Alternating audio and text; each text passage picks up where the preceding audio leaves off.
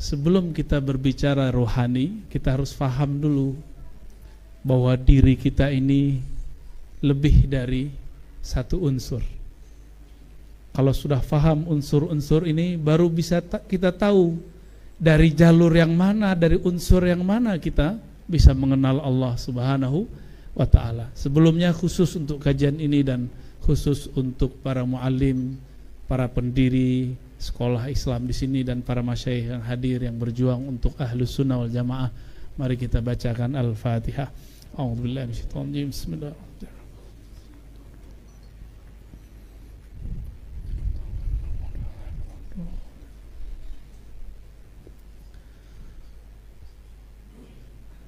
Kalau dulu ulama-ulama kita zaman-zaman dari Aceh, ada Hamzah Fansuri, Syamsuddin Sumatrai, sampai kepada Nuruddin Ar-Raniri. Mereka ini beda, tapi sebenarnya sama-sama sufi, sama-sama ahlu sunnah, cuma beda ibarat. Puncaknya adalah Syekh Abdul Rauf As-Singkili. Mereka dulu semuanya belajar di Madinah. Itu kita sebut dengan poros Aceh. Poros Aceh ini ditandai dengan berkembangnya tarekat Syatariyah. Di sini jarang ada ya, jarang ada. Ada tapi jarang ada. Di Palembang lebih banyak Samaniyah dan juga Naqsyabandiyah. Begitu juga karena banyak zuriat Nabi SAW di sini, ada tarekah Ba'lawiyah. Ya, ini nggak tahu dulu orang Palembang mimpi apa, kok banyak zuriat di sini. Ya, ajib ya pakai, ajib luar biasa. Itu zuriat-zuriat Nabi yang ada di Betawi itu banyak dulu, mampirnya ke sini dulu, baru ke Betawi. Ke sini dulu. Awalnya tentu ke Aceh dulu ya. Poros Aceh ini kemudian berkembang tarekat Syatariyah. Lalu poros itu tiba-tiba hilang saja dan lanjutan sanadnya masih ada. Itu lanjutan sanadnya, kalau di Jawa ada Syekh Abdul Muhi Pamijahan, kalau di Sumatera Barat ada Syekh Burhanuddin Ulakan. Lalu setelah itu berganti porosnya, poros Palembang, Al-Falibani. Ditandai, jadi generasi setelahnya, bedanya apa? Kalau dulu sufi ahli akidah, ahli kalam, sekarang poros Palembang ditandai dengan Syekh Muhammad Aqib, ya, Syekh Hasanuddin. Kemudian murid-murid mereka yang bernama, yang paling terkenal Syekh Abdul Samad Al-Falimbani. Jadi itu murid dari Syekh Aqib ya, Syekh Hasanuddin itu muridnya itu. Ditandai dengan tarekat Samaniyah. Ada plusnya, musnidul hadis, ahli sanad hadis. Ini yang kurang disadari oleh kita sekarang. Bapak kalau cek Syekh Abdul Samad Al-Falimbani dan ke atasnya Syekh Muhammad Aqib, Syekh Hasanuddin, itu digelari oleh Syekh Yasin Al-Fadani dengan Al-Musnid. Apa arti Al-Musnid? Ahli sanad. Jadi dulu ahli hadis satu paket dengan mursyid tarekat. Jadi Syekh Abdul Samad itu mursyid tarekat. Tarekat apa beliau? Samaniyah, Khalwatiyah, Al-Qadiriyah. 3 tarekatnya langsung. Sebenarnya beliau punya tarekat lain, cuma ini yang dimasyhurkannya di negeri kita. Maka yang udah lama juga meninggal ya, Allah yarham, Syekh Zain Syukri, ya, gurunya Pak Kiai ya, apa sahabat? Guru jatuhnya, guru ya. Beliau adalah salah satu pewarisnya. Nanti ke atasnya ke Syekh Jauhari, terus nyambung. Saya juga dapat sanadnya, cuma dari jalur ahli hadis ya. Ajib itu. Kita mendapatkan ratib saman dari jalur orang Palembang. Sampai sekarang masih ada nggak ratib saman di sini? Tapi saya nggak tahu masih ada nggak talqin tarekat saman di sini. Kayaknya itu yang nggak ada ya. Bener. Talqin la ilaha illallah, talqin hu Allah, talqin Allah Allah. Ada nggak di sini? udah nggak ada. Kalau di Aceh sisa tari doang, tari saman, lumayan. Yang penting buktinya ada. Oh berarti dulu ada tarekat saman di Aceh, ada tarekat Rifaiyah di Aceh, ada tarekat Syatariyah di Aceh. Di sini seharusnya yang berkembang nanti tarekat Samaniyah berkembang bersama dengan sanad ahli hadis.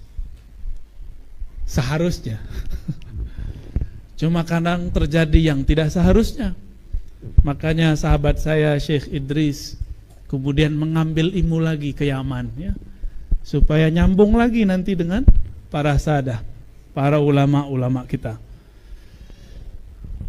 Sahabat-sahabat, teman-teman, hadirin hadirat mekanan Allah, ini refleksi aja biar manas-manasin orang Palembang ya. Orang Palembang ini Syekh Abdul Somad itu punya murid. Ada 2 sanadnya yang masyhur, 1 anaknya.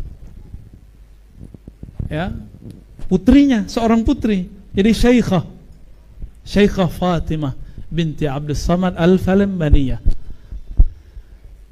Ada jalur yang lebih masyhur lagi, Syekh Nawawi Al-Bantani. Dari sinilah kemudian terselamatkan sanad ulama Palembang. Jadi kita sama orang Banten itu saudaraan Pak jadinya.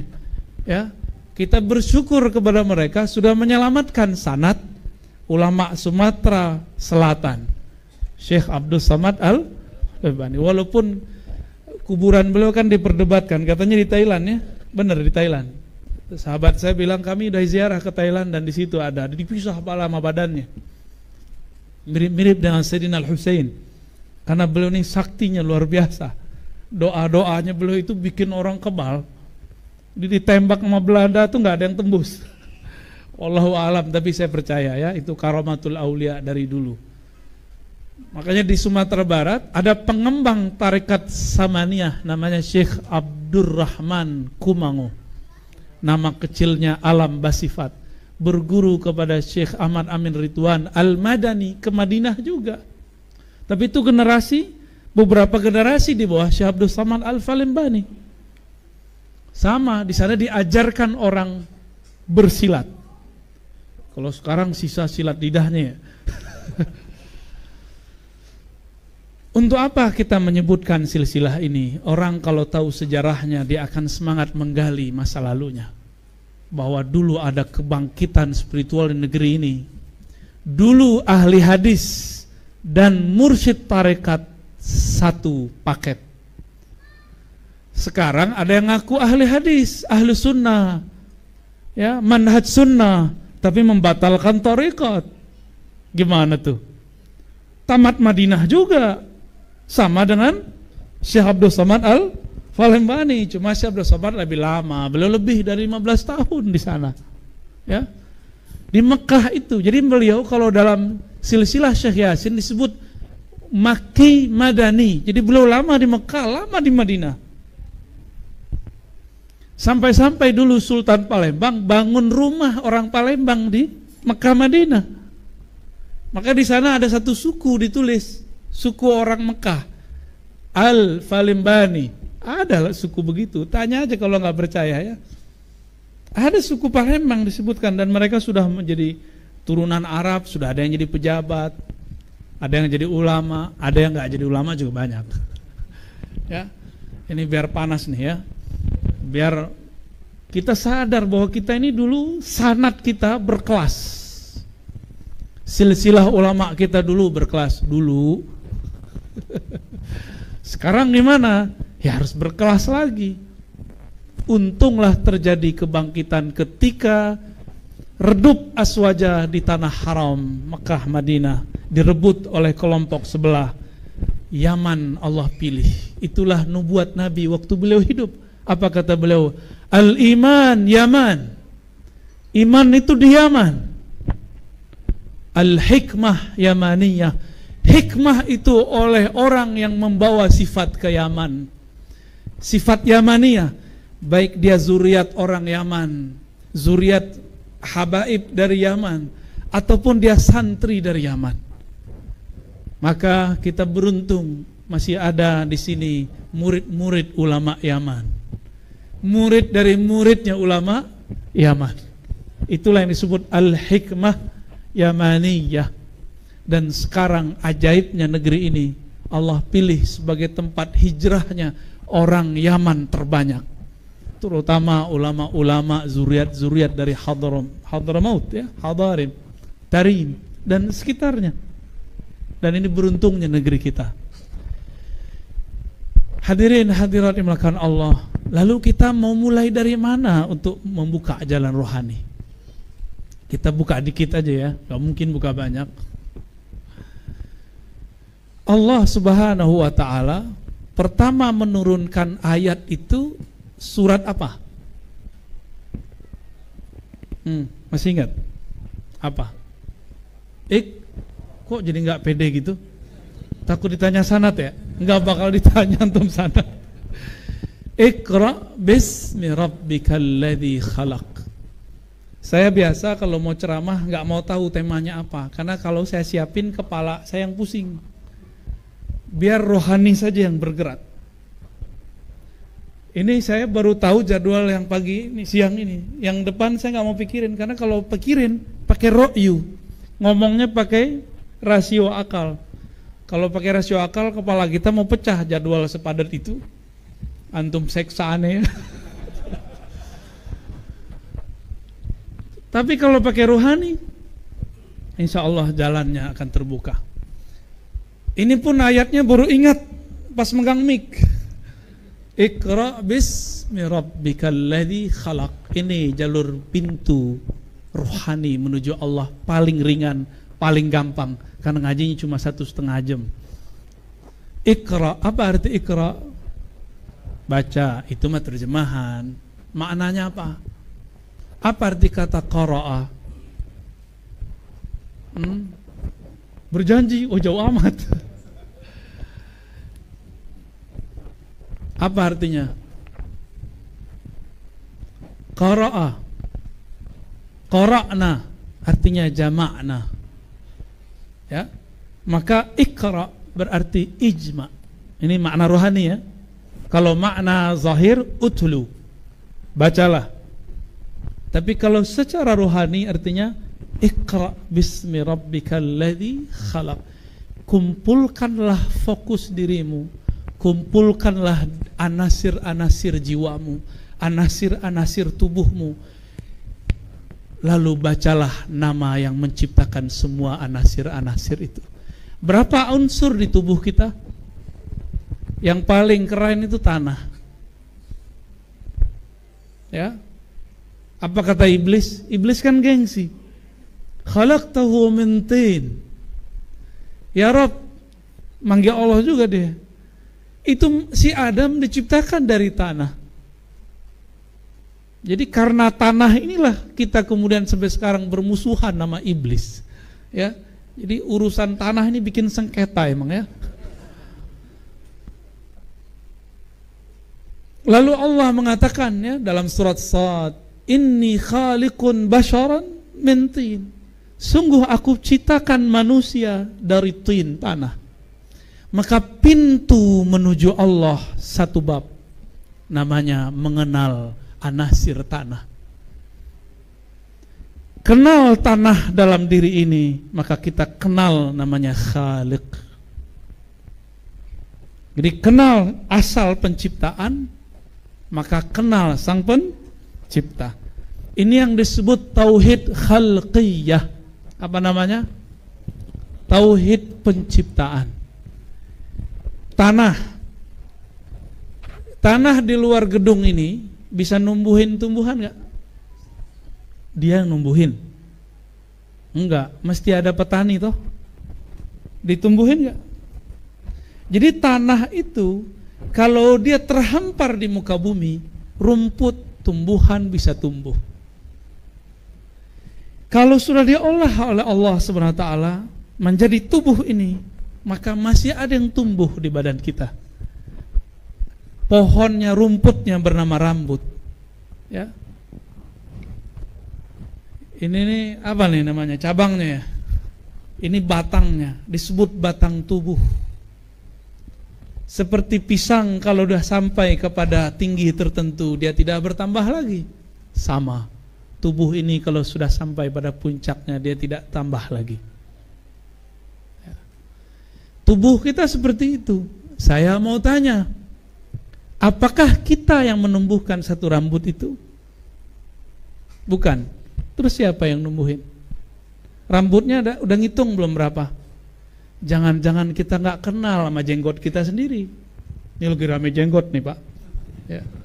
Aneh dituduh menghujat Nabi. Aneh dituduh menghina Rasulullah.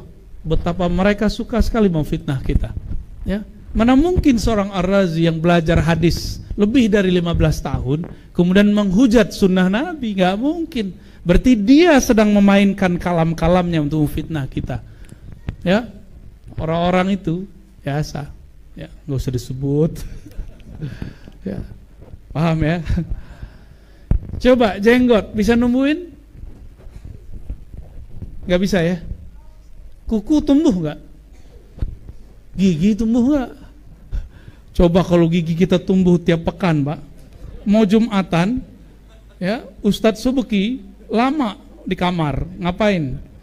Motong gigi, kan repot ya. Untung gigi kita nggak tambah, yang nambah cuma, coba lihat ini nambah nggak dia?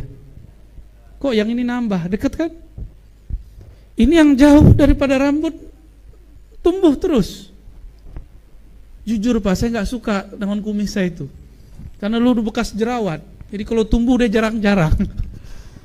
Kalau jenggot saya suka kalau dia tumbuh. Tapi kalau di sini itu repot kalau tumbuh, jarang-jarang gitu ya, kayak itu rambutan nggak jelas. Saya tidak sanggup menahan satu rambut tumbuh, dan saya bilang, kumis, kamu jangan tumbuh dong. Nggak mau dia ngikut saya Pak, karena saya bukan Robnya. Robnya adalah Allah. Dengan apa Allah menghubungkan penciptaan dari dirinya kepada penciptaan itu? Dengan kalamnya, kun. Di dalam kun itu ada kudrah Allah, kekuasaan Allah, ada iradah Allah. Kudrah iradah itu kalau disimpulkan jadilah rukun iman yang keenam bernama takdir. Bisa diulang? Dengan apa cara Allah mewujudkan kita? Ya, Allah berkalam apa? Kun. Apa arti kun? Bukan dukun. Dukun itu karena dulu sering baca kun ya. Cocok logi. Serius Pak, emang dulu dukun-dukun itu kalau dia baca apa-apa belakangnya kun fayakun. Bi barakati la ilaha illallah. Serius, dulu dukun itu bacanya begitu, maka orang dengarnya kun. Nah, ini sejarahnya antum nggak tahu, karena sejarahnya nggak ditulis. Maka dulu dukun itu positif, dukun beranak, positif nggak?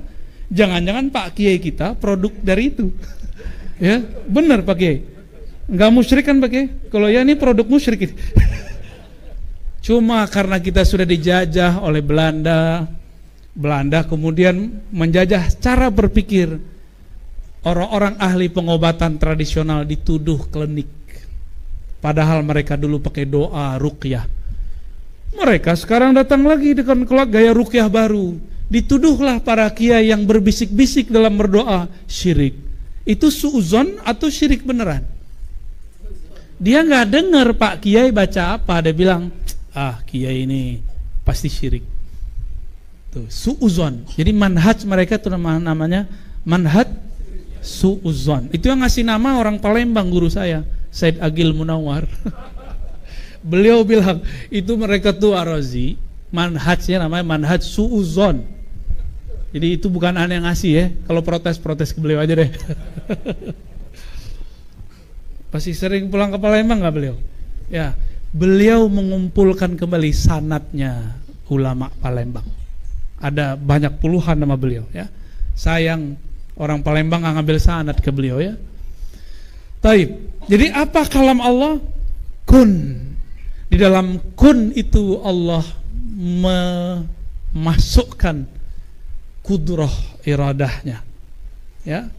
Disitulah yang disebut dalam hadis Nabi, ketika sudah cukup umurnya, fayu'mar bi'arba'i kalimat, ketika ruh ditiup lalu diperintahkan 4 ketentuan. Itu semua turunan dari kudrat dan iradat. Ya, kudrat itu takdir yang saklek, berubah dikit jadi iradah dia. Jadi bisakah kudrat takdir dirubah? Bisa, coba geser dikit doang. Namanya iradah. Ya suka-suka Allah kan. Kita misalnya nih ada orang seharusnya kena COVID udah mati. Berkumpullah hamba-hamba Allah, kekasih-kekasih Allah berdoa. Allah geser dikit dengan iradahnya. Kan iradahnya pakai kun juga. Idza arada syai'an ayyakula lahu kun fayakun. Dan kun itu bisa direvisi oleh Allah, suka-suka Allah. Dia yang punya iradah, dia yang punya kun. Ya. Dengan kudrah iradah itulah kita bertemu siang hari ini. Maka kita bersyukur kepada Allah Al-Qadir, ya, Al-Muqtadir, menemukan kita sesama dalam cinta kepada Allah Subhanahu wa ta'ala. Atas dasar itulah kenapa sholat tidak sah kalau nggak baca Al-Fatihah. Karena di situ ada tanda syukur. Ayat kedua, Alhamdulillahi Rabbil, apa maknanya? Terjemah dulu deh. Alhamdulillah apa terjemahannya? Segala puji. Itu udah biasa. Apa makna Alhamdulillah? Terima kasih, wahai Rob. Apa ti Rob? Yang tadi ngomong kun, nama lainnya Khaliq. Jadi Rob itu artinya apa? Khaliq. Jadi boleh diterjemahkan segala puji, terima kasih ya Allah yang menciptakan alamku. Rabbil alamin. Alamin, alam, mahwal alam, kullu ma siwallah. Alam itu segala sesuatu selain Allah. Tubuh kita bukan Allah kan? Benar. Jadi kalau baca Alhamdulillah jangan dibayangkan alam di luar, alam di sini yang dibayangkan. Baru dia bisa bergetar, Pak. Berarti di tubuh kita, di satu tetes darah ini ada cahaya rububiyah Allah. Makanya membunuh satu orang sama dengan membunuh semua orang. Faka'annama qatalan nas jami'a. Seakan-akan membunuh semua orang. Gimana? Udah ketemu belum Allahnya? Seharusnya sudah ketemu. Tapi namanya, ketemu apa? Ketemu namanya. Apa namanya dalam diri kita? Rob. Ya. Tadi tumbuh. Menumbuhkan apa bahasa Arabnya? Menghidupkan deh. Menghidupkan apa? Muhyi. Setiap detik ada sel yang mati.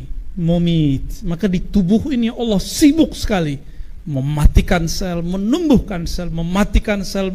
Jadi setiap hari ini di tubuh ada kematian dan kehidupan.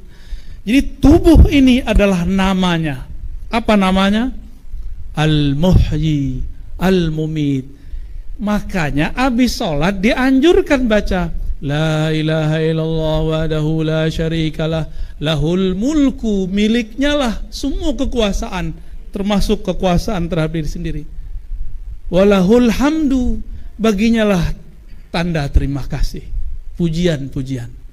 Apalagi? Yuhyi wa yumit, yang menghidupkan satu sel di tubuhku, yang menumbuhkan satu rambut di tubuhku, yang mengalirkan satu tetes darah di dalam badanku. Paham? Jadi kalau baca ini jangan ngayal.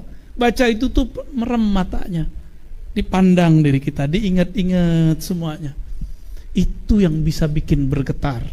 Kita ini ada orang berbuat baik, maka kita kirim hadiah terus, kirim hadiah terus. Kalau dia lawan jenis, setelah sekian lama kita ketemu, jika umurnya masih memungkinkan, kita akan jatuh cinta kepadanya. Jika dia sesama jenis, kita akan menjadikan dia saudara kita. Kalau umurnya tua, kita anggap dia orang tua kita. Jika dia lebih kecil, kita anggap dia adik atau anak kita. Jika dia bukan saudara, bukan makhluk, bukan kawan, siapakah dia? Dialah pencipta kita. Maka kalau kita nih Dapat kiriman terus, diurusin terus. Saya cuma diurusin koper sama kawan. Senangnya bukan main, Pak. Dikawal oleh Pak Polisi, senangnya bukan main, maka kita hormat kepada mereka. Itu baru dikawal sejenak. Ini kita dikawal setiap saat oleh Allah Subhanahu wa taala. Kira-kira kalau ketemu dia, antum tersujud kepadanya, tersungkur kepadanya, gak akan kuat menahan. Kalau dia seorang yang kita kenal, engkau. Jika dia seorang kekasih, kita peluk dia. Jika dia anak, kita akan pegang dia erat-erat, kamu anak aku. Itulah kenapa alhamdulillahi rabbil alamin, afdalud doa, doa yang paling gagah, doa yang paling tinggi. Nabi kan mengatakan, antara hamba dan Allah terdekatnya kapan? Saat sujud. Sujud itu adalah makna alhamdulillah. Alhamdu, coba dibuka, alif lamnya buka, hamdun. Siapakah yang paling terpuji di alam semesta? Itulah yang bernama Muhammad. Jadi alhamdu itu terpancar pada diri Sayyidina Muhammad sallallahu alaihi wasallam. Maka makna lain dari alhamdu, yang paling bisa, yang paling sanggup berterima kasih kepada Allah, yang paling sanggup sempurna sujudnya kepada Rabbul Alamin, hanyalah yang bernama Muhammad. Itulah alhamdu. Maka untuk bisa mengenal Allah, jalur tol paling cepat adalah jalur al-Muhammadi, jalur orang yang paling terpuji, yang setiap hari dia memuji Allah. Dia tidak minta dipuji, dia nggak minta pahala.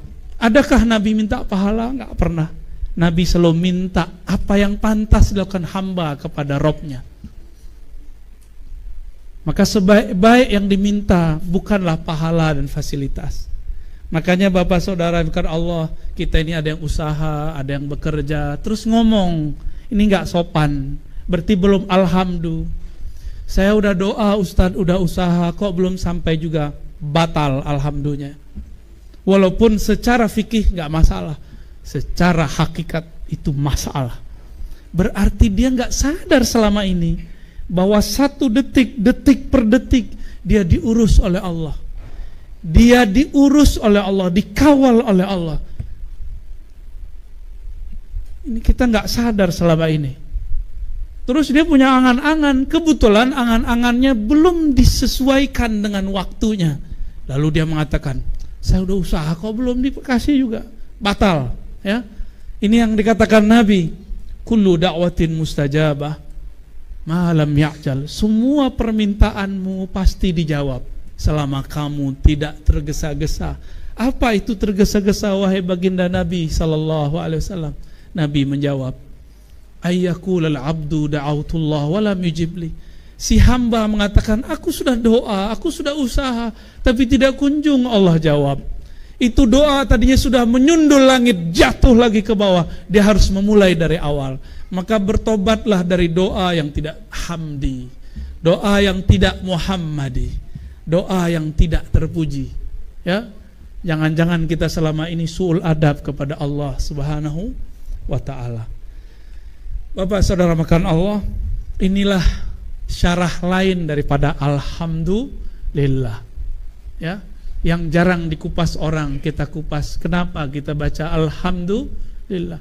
Orang kalau mengerti baca alhamdulillah ini, dia baca alhamdulillah waktu Fatihah pasti bergetar badannya, karena tubuhnya sedang ingin berterima kasih kepada yang menciptakan tubuhnya.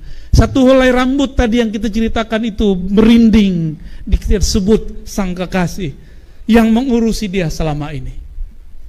Jadi tubuh ini dia sedang menitipkan amanah ke dalam diri kita. Wahai sang diri sejati, bawalah kami mengenalkan kepada Rabbul Izzah, Rabbul Izzati. Maka mari Bapak Saudara Allah, kenali Allah dengan cara alhamdulillah, berterima kasih setiap saat, setiap nafas. Jadikan nafas ini nafas alhamdulillah. Barulah benar kata Nabi, afdhalud du'a alhamdulillah. Doa paling tinggi adalah alhamdulillah. Kalau dia memuji Allah, dia nggak perlu doa, karena itulah doa paling tinggi. Itulah yang disebut doa bi ghairi talab, doa tanpa meminta. Orang inilah yang disebut-sebut di hadis, man syaghalani dzikri an mas'alati. Siapa yang sibuk-sibuk menyebutku, berterima kasih kepadaku, sehingga tidak sempat meminta kepadaku, aku akan cukupkan keperluannya seperti yang diminta oleh orang-orang yang berdoa. Semoga kita termasuk mereka. Amin ya rabbal alamin. Amin ya rabbal alamin. Al-Fatihah.